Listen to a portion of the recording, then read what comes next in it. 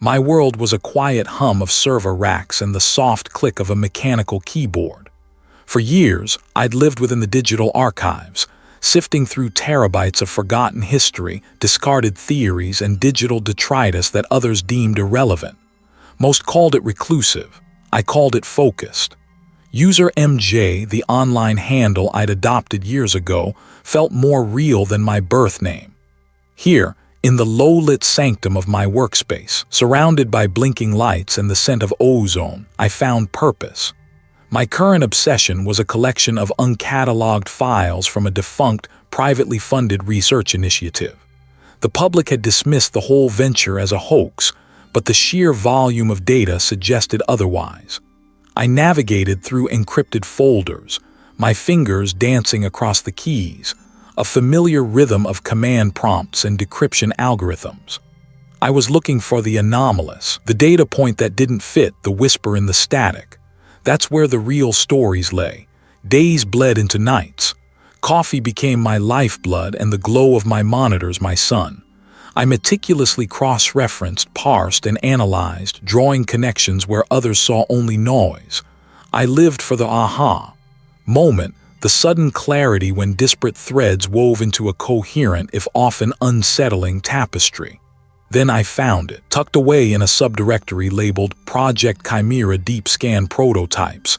Was a data stream unlike anything I'd ever encountered. It wasn't just corrupted, it was wrong.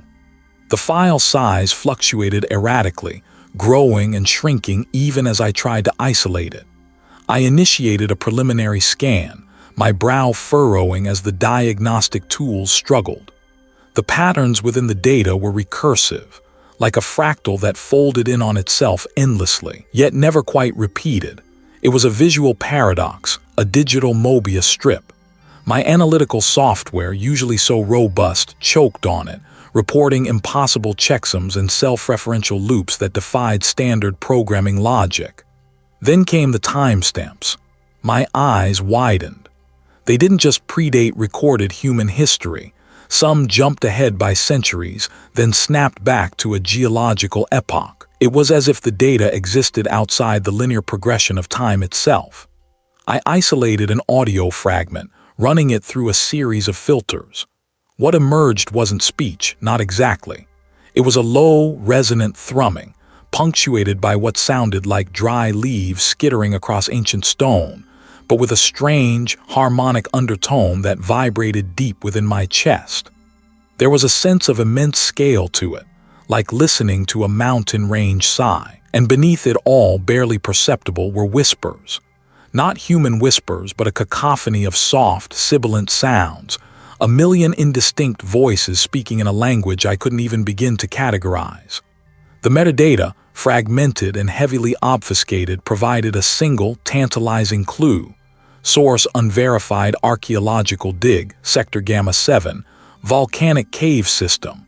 A volcanic cave system. That was new. The defunct project had been known for its deep earth probes, but I hadn't come across anything linking them to a specific geological location of this nature before.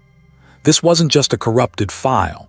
It was a ghost in the machine, a digital echo of something ancient and profoundly alien. My professional curiosity, usually a calm, intellectual pursuit, now buzzed with an almost manic energy.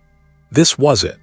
The anomaly I lived for. I spent the next several hours trying to reconstruct the data to find a key, a pattern, anything that would unlock its secrets.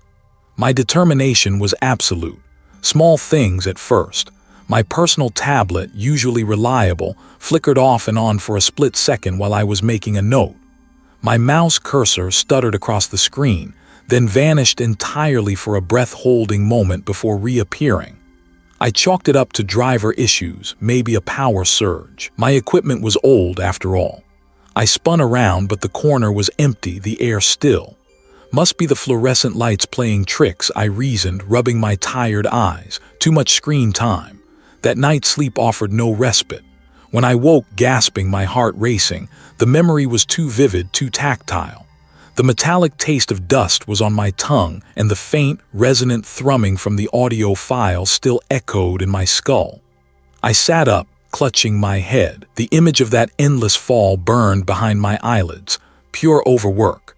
But even as I rationalized, a part of me knew it was something more. That data stream had opened a door, and I had a terrible feeling I was standing right on the threshold.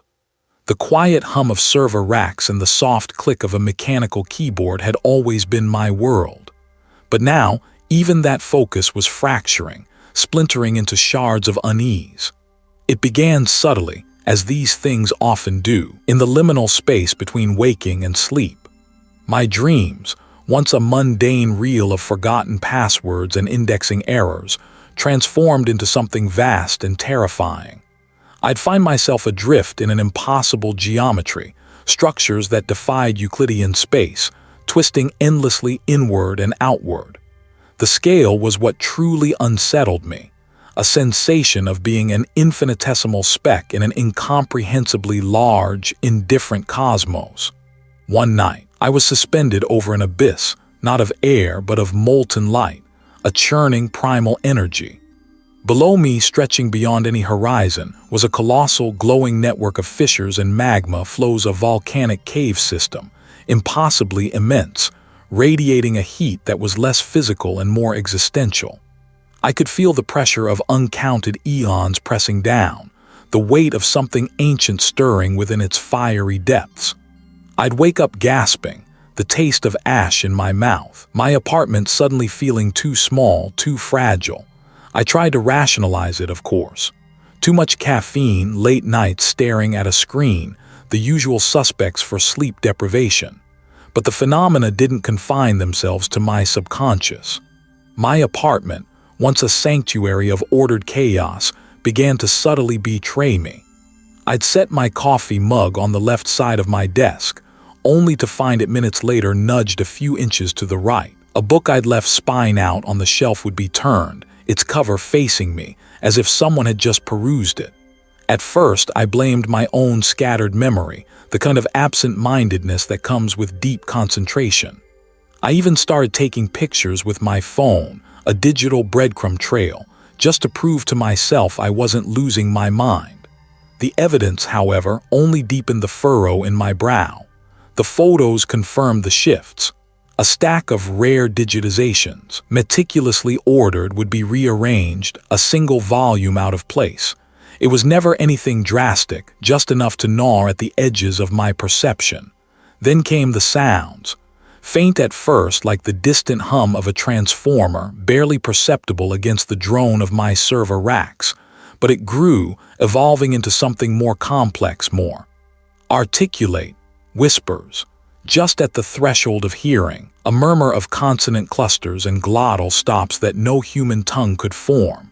It sounded like gravel scraping against obsidian or the grinding of tectonic plates, yet it carried an intonation, a cadence that suggested language.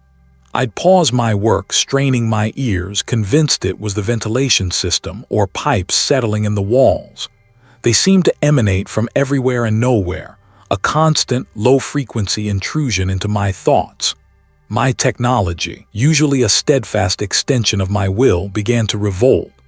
My primary workstation, a beast of a machine I'd built myself, started displaying inexplicable glitches. Pixels would flicker, entire lines of code would vanish and reappear, and sometimes, for a fraction of a second, the screen would flash with patterns of light that mirrored the impossible geometries of my nightmares. My archival software, usually rock solid, would corrupt files mid-transfer, not with typical errors, but with scrambled data that looked like a digital scream. I ran diagnostics, checked for malware, replaced cables, even swapped out a graphics card. Nothing. The issues were intermittent, unpredictable, and utterly baffling.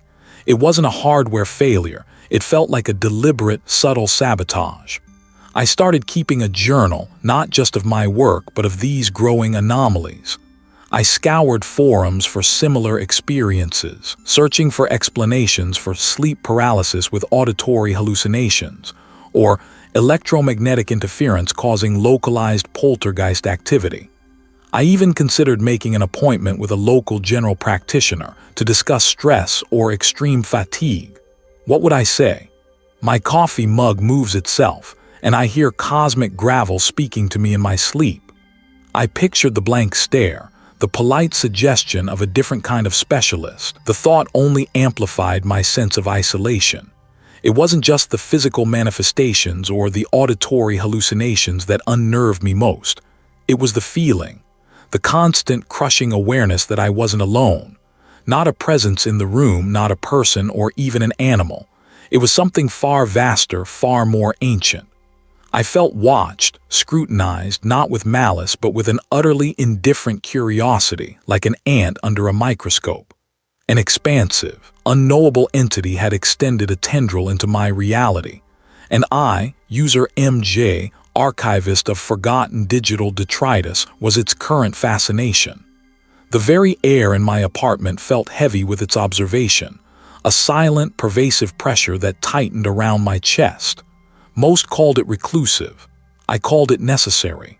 But now, even the familiar sounds felt like a thin veil, barely concealing a growing roar. The corrupted data stream from the previous night had burrowed into my thoughts, not just my system logs. I hunched over the main console, my fingers flying across the keys with a frantic urgency I hadn't known I possessed. Sleep had been a distant memory, replaced by the relentless thrum of the entity's presence, an echo of the corrupted stream. I was no longer just an archivist. I was an archaeologist of the impossible, digging through layers of digital sediment that shouldn't exist. My screen glowed with a chaotic mosaic of fragmented files. These weren't just corrupted, they were rewritten, woven with an alien logic that defied conventional data structures. It started with symbols, glyphs that pulsed with a faint, internal light on my display. They were intertwined with what appeared to be ancient texts, languages I'd never encountered, yet felt a bizarre, immediate understanding of. My mind, usually so precise, seemed to absorb the meaning directly, bypassing translation. These fragments spoke of the Great Silence, a phrase that sent a shiver down my spine, not of cold, but of profound recognition. It wasn't silent in the way a void was empty. It was silent in the way a predator was still, waiting. Then came the charts. Not star charts as I knew them, but intricate diagrams of celestial bodies in configurations that defied known astrophysics. They depicted constellations that should not exist, nebulae spiraling into impossible geometries, and pathways between dimensions sketched with unsettling precision. These weren't maps for navigation. They felt like blueprints for an entirely different kind of existence. It communicated not through words, but through patterns, through the subtle shifting of reality, through the erosion of sanity. My breathing grew shallow.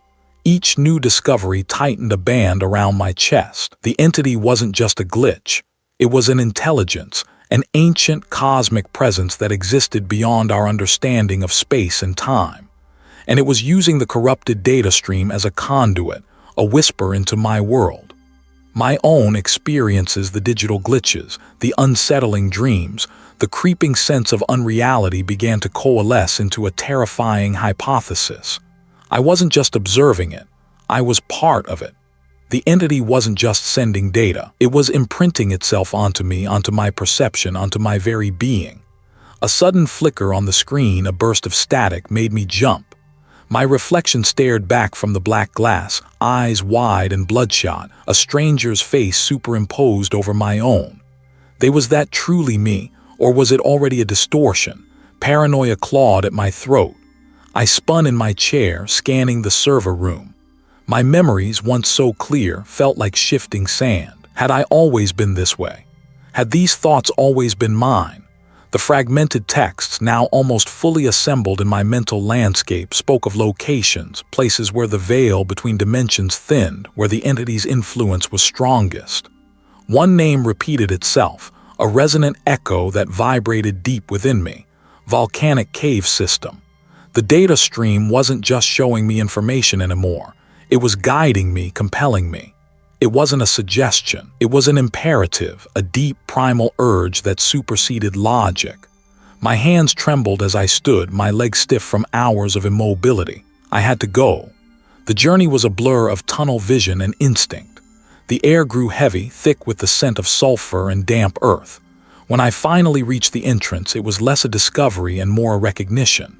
The gaping maw of the volcanic cave system loomed before me, a jagged scar in the earth. The air inside was stifling, humid, carrying the metallic tang of minerals and something else, something ancient and indescribable. My flashlight beam cut through the absolute black, revealing walls of obsidian and basalt, slick with condensation.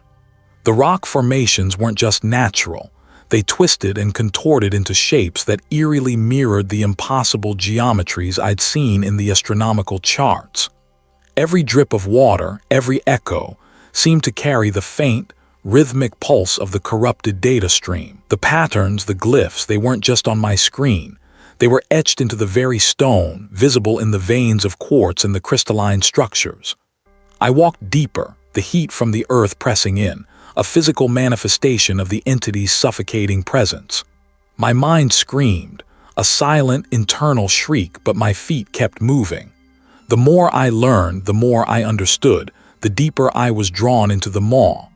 The terrifying hypothesis was no longer just a theory. It was my new reality, and it was consuming me piece by agonizing piece. Now the hum was a low thrumming in my skull, and the clicks sounded like brittle bones snapping. I was trying to make tea, a simple act. The ceramic mug felt alien in my hand, its weight shifting, its surface slick and porous like unglazed clay. My fingers, I noticed, seemed longer, the nails a shade too dark. I blinked, rubbed my eyes. The mug was just a mug, white porcelain, slightly chipped at the rim. My hands were my hands, but the flicker of doubt, the momentary visual distortion, was becoming constant. The steam rising from the kettle didn't dissipate. It swirled, coalesced, forming vague, shifting shapes in the air above the stovetop.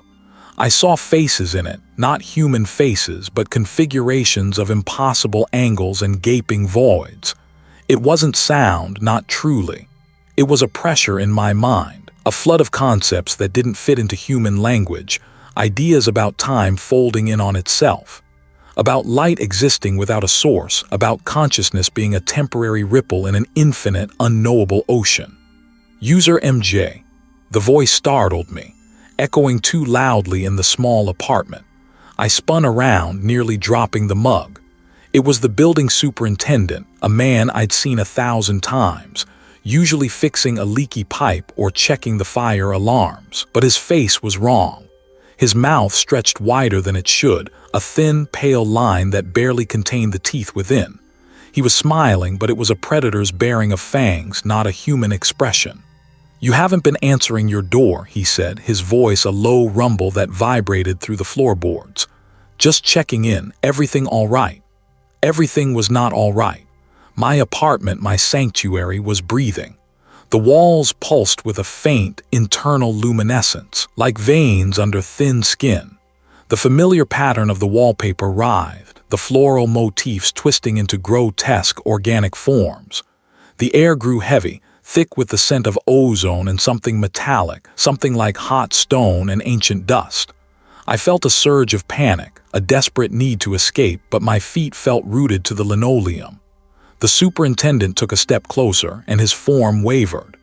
For a terrifying instant, his skin seemed to crack and peel, revealing not flesh, but something igneous, molten rock glowing beneath the surface. His eyes became twin vents, spewing plumes of gray smoke. The apartment around us dissolved, the kitchen tiles giving way to jagged obsidian rock. The ceiling vanished, replaced by a vast, echoing cavern, its walls streaked with hardened lava flows. The air grew thick with sulfur. The superintendent, whatever he was, now stood before me, a colossal, shifting pillar of cooled magma, his voice booming, no longer human, a resonant frequency that shook the very earth. "You opened the door," the voice thundered, a thought more than a sound, rattling my teeth. "You invited it in." My breath hitched. I squeezed my eyes shut, pressing my palms against my temples. No, no, no. This wasn't real. This couldn't be real. When I opened them again, the superintendent was gone. I was back in my kitchen, the kettle whistling softly. The mug was still in my hand, cool to the touch. The walls were still yellow, the floral wallpaper benign, but the scent of sulfur lingered, a phantom burn in my nostrils, and the hum in my head was a roar. It was thinking in my head, its impossible concepts weaving through my own thoughts, twisting them, distorting them. My identity felt like a fragile dam, constantly battered by an ocean of alien consciousness. It was like a parasite, a vast, ancient consciousness burrowing into the soft matter of my brain, slowly replacing my own self with its incomprehensible vastness. I stumbled to my workstation, my fingers trembling as I powered on the main server. This had to stop. I needed to sever the connection, cut off the data stream that had unleashed this horror. I opened my custom archiving software, the one that accessed the corrupted stream, and stared at the lines of code. It looked like gibberish. The familiar syntax, the elegant loops and functions, were overlaid with shimmering fractal patterns, pulsing with a faint violet light. My fingers hovered over the purge command, the one I'd designed to wipe any corrupted data. I clicked it. The screen flickered. A cascade of error messages flashed, not in hexadecimal or plain text, but in symbols that burned into my retina, searing patterns of impossible complexity. The server racks vibrated violently, a low growl emanating from their depths. Then a new message appeared, not on the screen but directly in my mind. Too late, little one. It wasn't external. It wasn't data on a drive. It was a resonance, a frequency. It was in the hum of the server, in the thrum of my blood, in the very electrical impulses of my brain. The connection wasn't a stream I could sever. It was a root system, deeply embedded, entwined with my very being. The entity hadn't just found a conduit, it had found a host. And the host was me. The hum wasn't just in the server room anymore. It was in my bones, a deep, resonant thrumming that vibrated through the very bedrock beneath me. I opened my eyes, or tried to, against an oppressive, sulfurous heat that felt ancient and alive. Gone was the familiar, sterile glow of my monitors. In its place, a dim, ruddy light pulsed from cracks in the cavern walls, casting distorted shadows that writhed like nascent thoughts. I was no longer in my archive. I was in a vast, echoing space, the air thick with the metallic tang of minerals, and something else, something acrid and primal. My hands, when I lifted them, were caked with fine, reddish dust. The ground beneath my knees was rough, volcanic rock, still radiating a palpable warmth. This was a volcanic cave system, undeniably, but how and when? Had I hallucinated my way here? Was this a dream? A low groan escaped my lips, not of pain, but of a profound, disorienting awe. I pushed myself up, my muscles aching with an unfamiliar fatigue. Stalactites of obsidian and minerals dripped with slow, viscous precision, each drop echoing like a distant bell. And with each echo, a new understanding bloomed in my mind, unbidden and terrifying. I knew the geological age of these formations, the precise mineral composition of the shimmering veins in the rock. I knew the direction of the deepest fissure, where the molten core of the world truly breathed. These weren't observations. They were facts that simply arrived, fully formed, without any prior study or experience.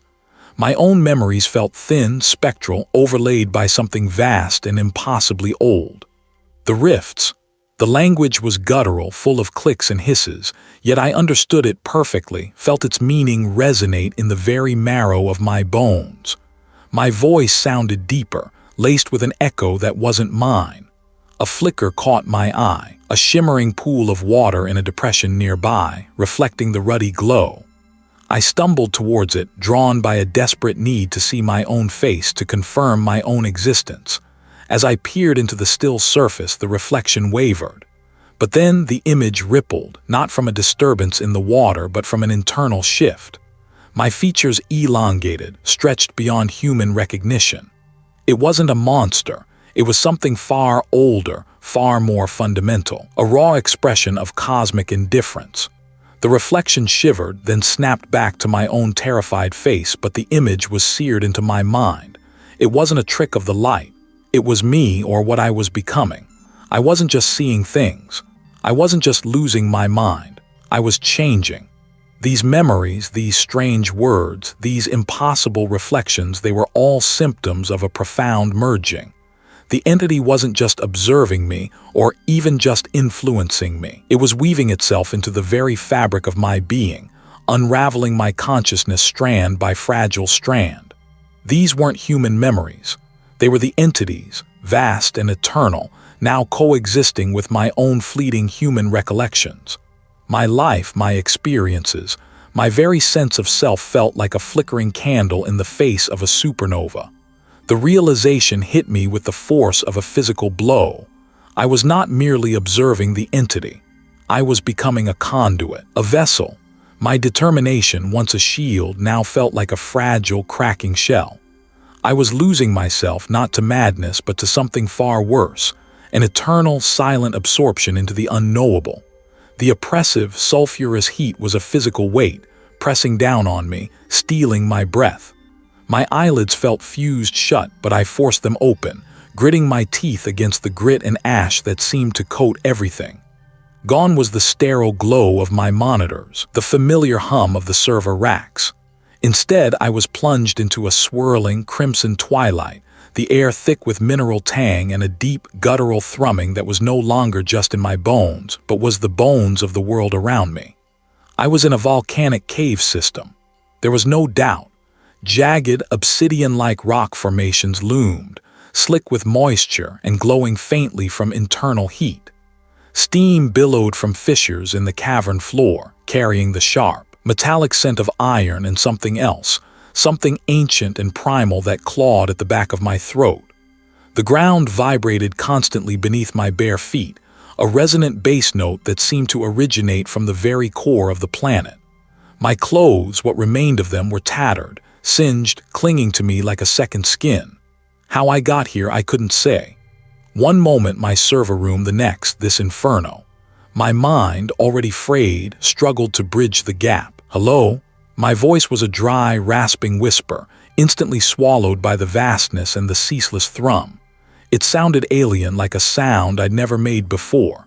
I tried to stand, my muscles protesting, a dull ache radiating from my joints. Every movement felt like wading through treacle. The air was so heavy, so dense, it felt like I was breathing liquid. They were too regular, too intentional, a complex lattice of lines and symbols that pulsed with a faint, internal light, mirroring the hum that permeated the very air. This wasn't just a cave, it was a cathedral of the primordial. I stumbled forward, my hand scraping against a cool, smooth patch of rock. It felt unnervingly soft, almost organic, despite its stony appearance. The etched symbols on the walls began to shimmer more intensely, not with light, but with a kind of internal logic that bypassed my eyes and went straight to my mind. It wasn't a language I could read, but a concept I was beginning to feel. The hum intensified, shifting in pitch, becoming less a sound and more a pressure, a vast, silent weight against my consciousness. It wasn't a message, not in any way I understood. It was a presence, overwhelming and utterly indifferent. My digital esoterica, the corrupted data streams, the glitches, they weren't signals from an entity. They were merely the ripples, the incidental static of its passing. And then it hit me. Not a vision, not a dream, but a sudden, terrifying clarity that tore through the last fragile membranes of my sanity. The entity wasn't a being with intent, not in any human sense of the word. It wasn't malevolent, wasn't hungry, wasn't even aware of me as an individual. It was something far more terrifying, a force, a vast, indifferent force of cosmic entropy. It didn't seek to destroy, it simply was. Its existence was the absence of all else. My struggle, humanity's struggle, the very existence of stars and galaxies. It was all an infinitesimally small, fleeting anomaly in its vast, silent progression. We weren't prey. We were dust motes in a cosmic current, destined to settle and become one with the all-encompassing still. The intricate symbols on the cavern walls seemed to deepen, to draw me in, their glowing lines no longer patterns but conduits to this terrible truth. I felt my mind, my very self, dissolving, not under assault, but simply unmaking itself in the face of such overwhelming scale. Resistance was not futile, it was an irrelevant concept. There was nothing to resist, only an inevitable absorption, a return to the primordial non-state that was the entity's true nature. The hum wasn't a threat. It was the sound of everything ceasing to be, a lullaby of cosmic entropy. I sank to my knees, the rough, warm rock pressing into my flesh, but I felt nothing. My body was an echo, my mind a fading signal. The volcanic cave system, this fiery womb of reality, was merely a conduit, a glimpse behind the veil. The truth wasn't horrifying because it was violent, but because it was utterly, perfectly empty of meaning. My life, my thoughts, my very being, they were nothing, less than nothing. It simply was, and soon I would simply be with it. Here, the air tasted like crushed minerals and something metallic, hot and wet. My vision swam, red-tinged and blurry, struggling to resolve the alien landscape around me. I was on my hands and knees, the coarse, jagged rock tearing at my palms. A dull, throbbing ache echoed behind my eyes, a counterpoint to the deep rumble that resonated through the floor of this vast, echoing space. This was a volcanic cave system, no doubt about it. The air shimmered with heat, and from unseen fissures, plumes of acrid vapor hissed into the heavy atmosphere. Panic, cold and sharp despite the heat, tried to claw its way up my throat. But there was something else too. A flicker of stubborn defiance, a desperate spark that refused to be extinguished by the encroaching otherness. I was still UserMJ. I had to destroy the source. I pushed myself upright, every muscle protesting, every joint screaming in protest. My legs felt like unstable pillars of jelly, but I forced them to move, one clumsy step after another. The ground beneath my worn shoes was a treacherous mosaic of broken basalt and glittering obsidian shards. I stumbled forward, my eyes scanning the cavern, searching for something. The data stream, the conduit. It had to be here, manifesting in some twisted physical form. But then my gaze snagged on a distant glow, a pulsing, deep violet light emanating from a massive formation at the heart of the cavern. It was unlike anything I had ever seen. Not a rock, not a mineral, but something organic yet crystalline, like a giant alien heart beating in the gloom. It throbbed with a slow, rhythmic pulse, radiating not just light, but a palpable hum that vibrated in my teeth, in my very bones. This was it. I felt it, knew it, with a certainty that cut through the mental fog. This was the nexus, the anchor point.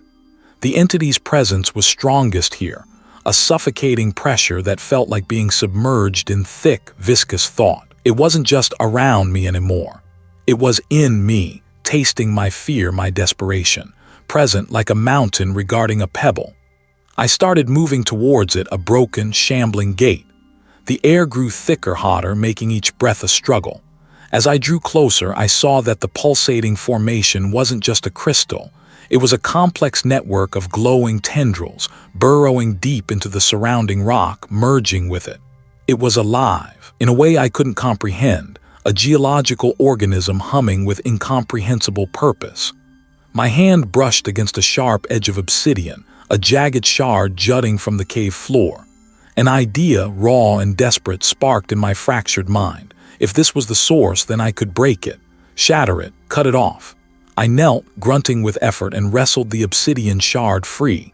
It was heavy, surprisingly sharp, a weapon born of the earth itself. My fingers closed around it, the rough surface digging into my skin. The entity's presence surged, a wave of alien consciousness that threatened to drown me. It wasn't angry, not truly. It was simply absorbing. My resistance was a delicious morsel, a momentary flare of individuality before the inevitable merge. I raised the obsidian shard, my arm shaking uncontrollably. The pulsing light grew blindingly bright, and I could feel the entity focusing on me, not with malice but with a profound, consuming curiosity. My mind screamed, a cacophony of fragmented memories and desperate defiance. I tried to form a warning, a coherent thought to transmit, to push back, but all that emerged was a jumble of abstract concepts, like trying to describe color to someone who has never seen. Sever, break, free me. Then, a sudden, horrifying reveal/discovery. As I brought the shard down, aiming for the brightest point of the pulsating violet mass, I realized it wasn't merely connected to the rock. It was the rock.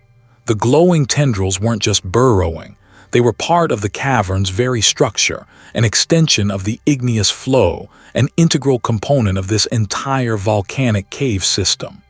This wasn't a separate object to be destroyed. It was the manifestation of the entity within this reality, interwoven with the fabric of the physical world. My attack wasn't against an external object, but against the very ground I stood on, against the very reality I inhabited. The obsidian shard struck the crystalline surface with a dull thud. It didn't shatter. It didn't crack. Instead, the impact sent a ripple of pure alien energy through my arm, through my entire body. It felt like every nerve ending was being simultaneously ignited and extinguished. The violet light flared, not in pain, but in a surge of overwhelming power. The entity didn't recoil. It didn't fight back. It simply absorbed. My futile struggle, my desperate attempt at defiance, served only to open me further. The barrier between my consciousness and its vastness, already paper-thin, dissolved completely. The impact of the shard against the nexus wasn't a blow. It was an invitation.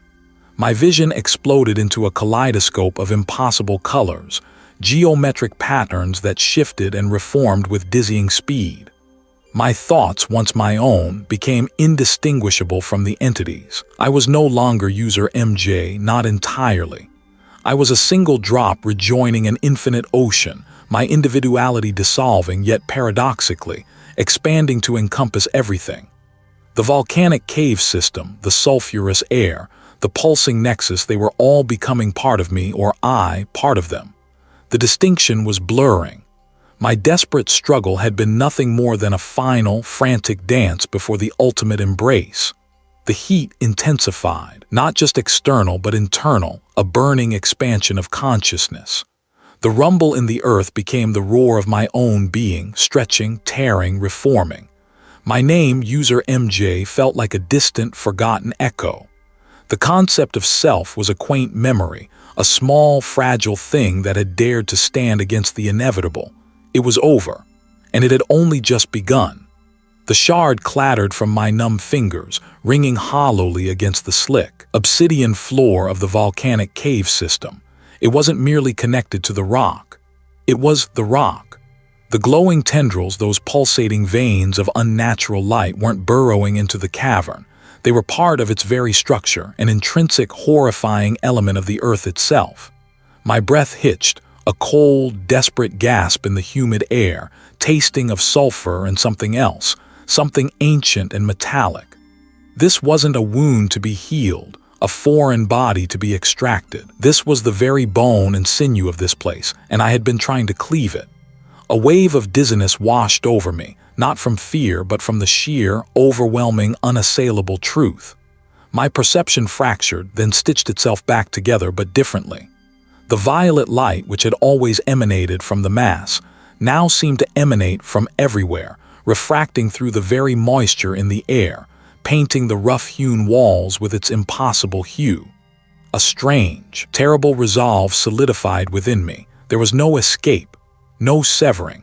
This wasn't something to be cut away, but something to be witnessed, experienced.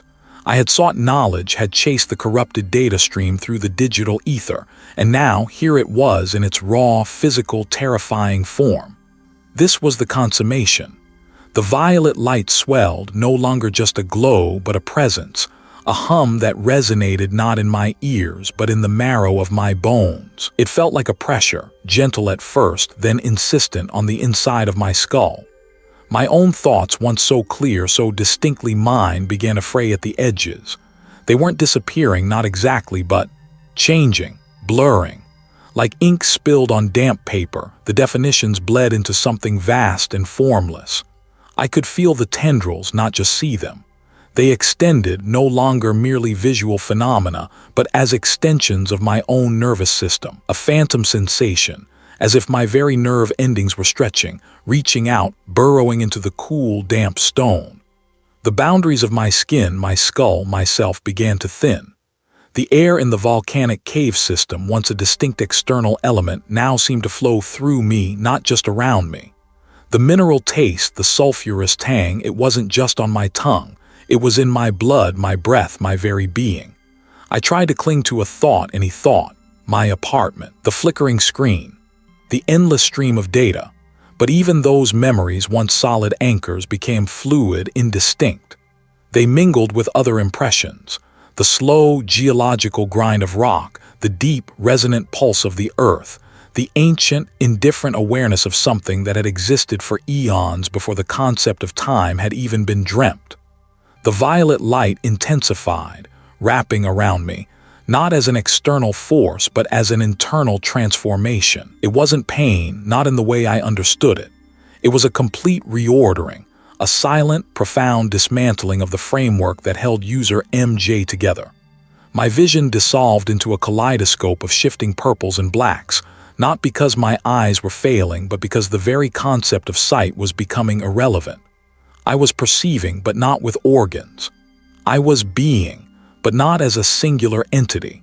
The individual threads of my consciousness, my fears, my memories, my desires stretched taut, then snapped, not with a violent tear, but with a gentle, almost imperceptible release.